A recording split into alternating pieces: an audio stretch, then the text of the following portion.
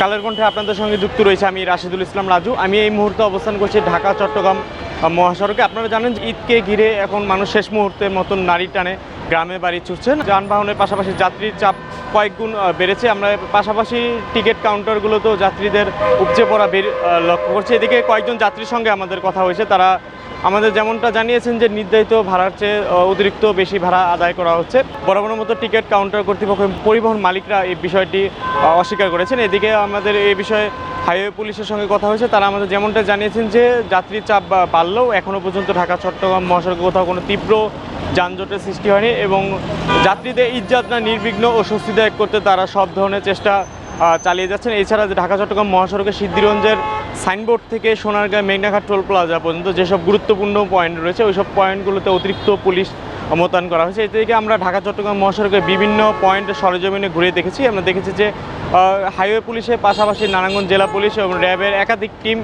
মহাসড়কে কাজ করছে। এছাড়া কিছুক্ষণ পরপরই বাংলাদেশ সেনাবাহিনীর টহল দিতে দেখা গেছে। এদিকে আমরা যানবাহনের পাশাপাশি যেসব যাত্রী রয়েছে, যাত্রীরা যেমনটা বলেছেন যে গত দুদিন ধরে তীব্র গরমের কারণে তাদের কিছুটা দুর্ভোগে পড়তে হচ্ছে। তবে অন্যান্য বারের তুলনায় এবারের মহাসড়কের পরিস্থিতি তুলনামূলক ভালো বলে তারা জানিয়েছেন।